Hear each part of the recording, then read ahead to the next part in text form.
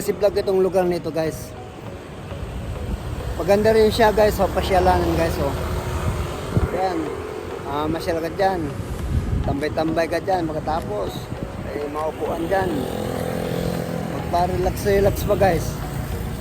Halimbawa, pupunta ka sa lugar nito, mag-jogging-jogging o maglalakad, tapos papahangin ka ng sariwang hangin guys, oh.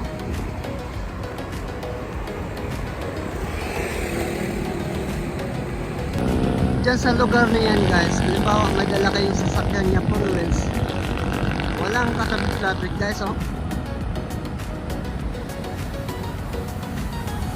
Malog pa yung kalsada, ayan, oh.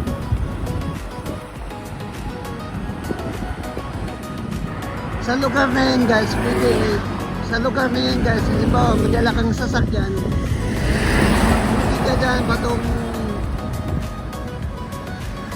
Cavite City guys, pwede ka rin dyan patungong Kawit.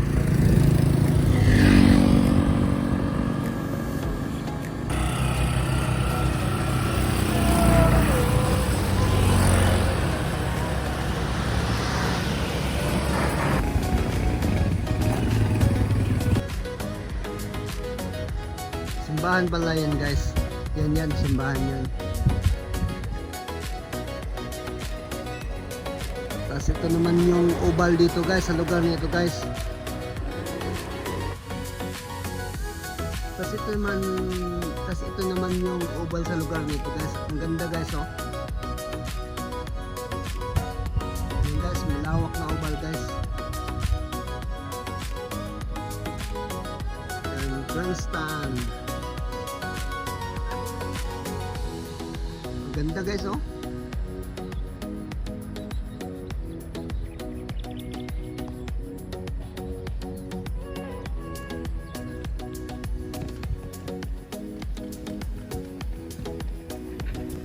Tapos doon naman sa unahan guys, yun naman yung City Hall guys, sa lugar nito guys. City Hall. Yan, City Hall yan guys.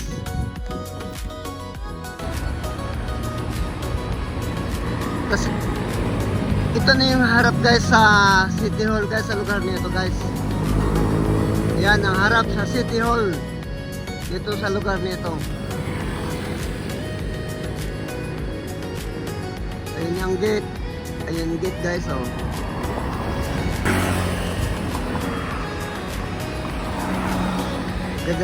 Maganda tingnan guys sa unahan guys, oh. May mga tanim.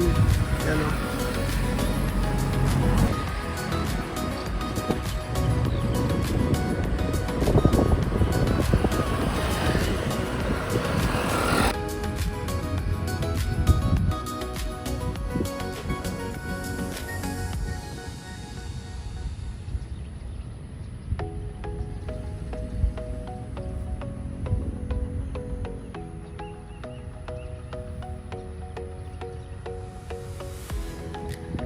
Guys, dito sa lugar nito guys, maganda din pasyalan ito guys, itong lugar nito. Halimbawa dyan, oh, pag pumunta ka doon sa unahan, may mga tambay-tambayan dyan guys, oh.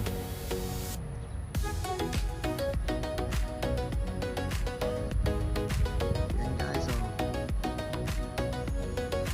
Tas flagpole ng Pilipinas, watawat ng Pilipinas guys, ayan, oh.